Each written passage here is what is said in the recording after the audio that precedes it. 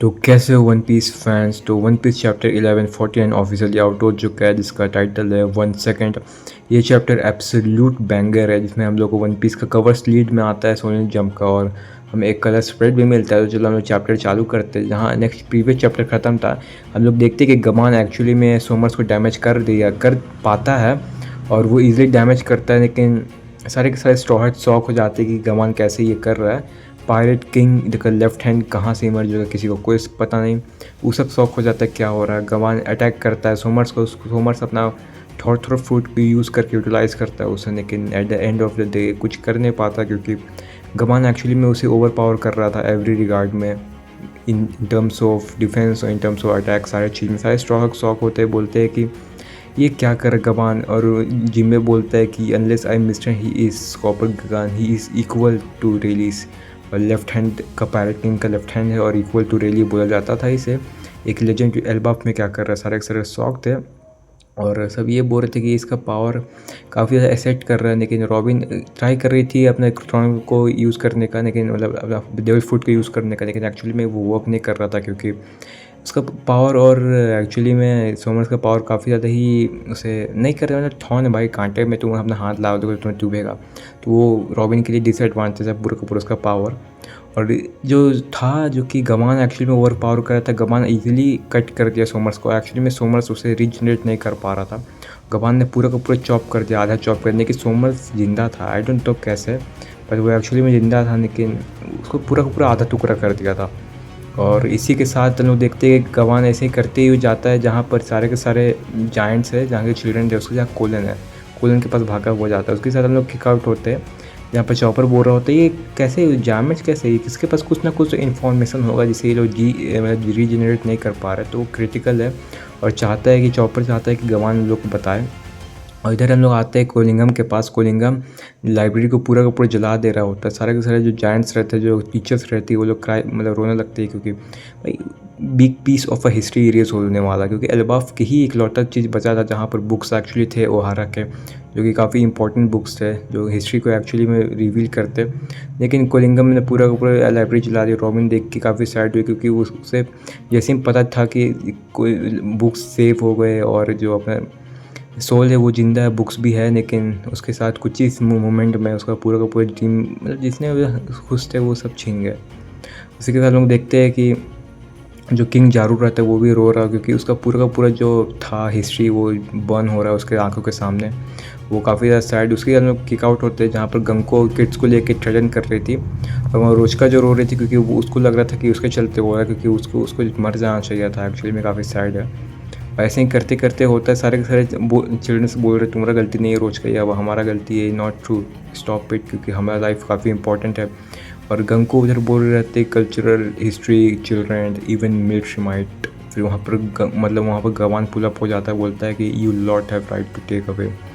और उसी के साथ बोल रहे थे pirate kings crew, do you know resisting means the hostile will die. उसको बोलता है यासा।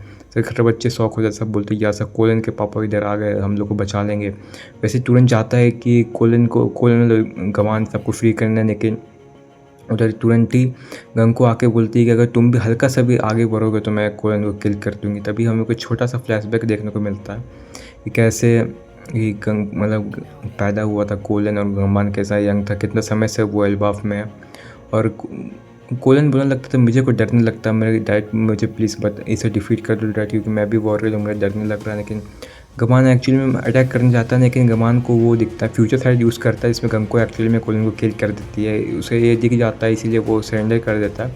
तभी गंग को अपना एरो से गमान को अटैक कर देती है और गमान को हिल के नीचे फेंक देती है।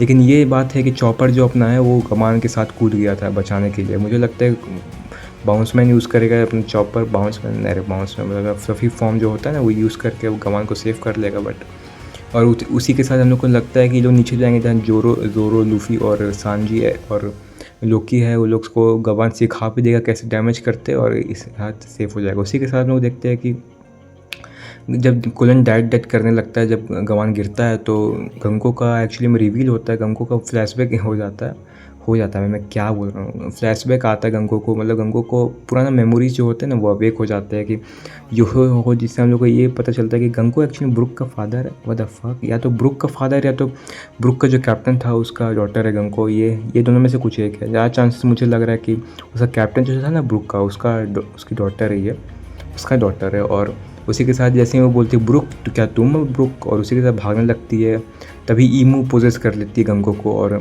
पूरा का पूरा जो होता है नहीं, गंगो का हेयर्स जो होते हैं लॉन्ग होने लगते हैं एकदम, जो बोलते हैं वीवी टाइप के हो गए, जैसे हम लोग सिलहोर में देखे थे। और वैसे ही करके पूरा का वो लाइन आने लगा, what is all of this commotion, the holy lines is currently in a sea of fire, in sea of flames, through seems to require additional military force. मतलब उन लोग को एडिशनल मिलिट्री फोर्स चाहिए था emu को। Emu will show this the dominance of God. इसके साथ chapter and हो जाता है गॉड्स अराइव इवेंट। और जो ईमू आ जाती है एल्बाफ में, और मेरे को ऐसा फील आ रहा है कि ये चैप्टर, नेक्स्ट चैप्टर काफ़ी ज़्यादा एक्साइटिंग होने वाला है। तो इस चैप्टर का मैं रेटिंग देता हूँ 7 आउट ऑफ 9। मैं क्या बोल रहा हूँ, 9 आउट ऑफ 10 मैं रेटिंग दूंगा। और इस चैप्टर का जो मेन, मैं रिव्यूज पार्ट साइड कर देता हूँ, ख़त्म कर देता हूँ। अभी मैं बात करता हूँ इसका, मेरे को ओपिनियन में देता हूँ चैप्टर के बारे में, मतलब फ्लैट पॉइंट्स देता हूँ। और इस चैप्टर में सबसे ज़्यादा मुझे अच्छा बात ये लगा ना, क्योंकि काफ़ी फास्ट पे चैप्टर था, एल्बाफ बीच में स्लो हो गया, इस चैप्टर ने हाइप को और ही ऊपर लेवल, नेक्स्ट लेवल कर दिया था। मज़ा आ गया इस चैप्टर ने भाई। और ईमू भाई, इसमें कुछ लग रहा है कि वन पीस अपना फाइनल स्टेज में, जब फाइनल विलन जो है ईमू वो शो ऑफ कर रही है एल्बाफ में, तो तुम्हें लगता है, तुम बहुत लोग बोल रहे भाई वन पीस से 5-6 साल बचा है, भाई मेरे को नहीं लगता 5-6 साल बचा है, 2 साल मैक्स बचे हैं, I think so, max to max. भाई तुम्हारा फाइनल विलन है ओडा, अभी ब्रेक भी नहीं दे रहा, नेक्स्ट चैप्टर भी कोई ब्रेक नहीं है, नेक्स्ट चैप्टर के बाद भी कोई ब्रेक नहीं है। स्पॉइलर से मेरे को इतना पता चल गया। तो ब्रुक का जो मेरे को लगा था ये यूसुफ का आर्क है, लेकिन ये तो ब्रुक का आर्क निकल रहा है, ब्रुक का कैरेक्टर डेवलपमेंट। ये मैं कंप्लेन नहीं कर रहा, मैं एक्चुअली में ग्लैड हूँ, क्योंकि ब्रुक बहुत सारे आर्क में कुछ नहीं ब्रुक को मिल रहा। ब्रुक एक्चुअली में होल्के को मिला था, कि होल्के में बस मूवमेंट्स मिले थे, उसका कैरेक्टर का डेवलपमेंट नहीं हो रहा था। कैरेक्टर डेवलपमेंट एक्चुअली में इस आर्क में हो रहा है।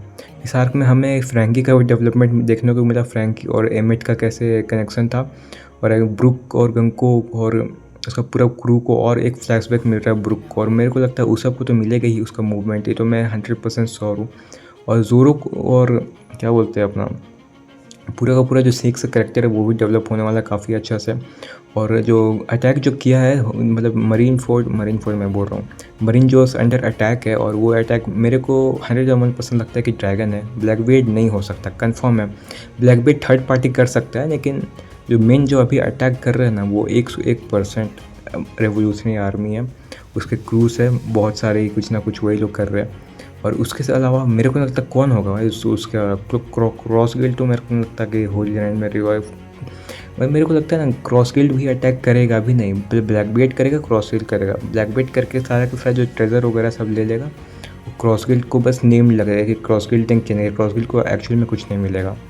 ये मेरा ओपिनियन, मेरे को लगता है ऐसा होगा। और नेक्स्ट चैप्टर का मैं स्पॉइलर का रिव्यू जरूर करूँगा, क्योंकि मैं एक स्पॉइलर को बनाऊँगा, एक फुल चैप्टर को बनाऊँगा, 2 वीडियो मैं एक चैप्टर को बनाने वाला हूँ। और इसी के साथ मैं इस वीडियो को एंड करता हूँ। थैंक्स फॉर वॉचिंग, सपोर्ट करना, लाइक शेयर सब्सक्राइब कर लो।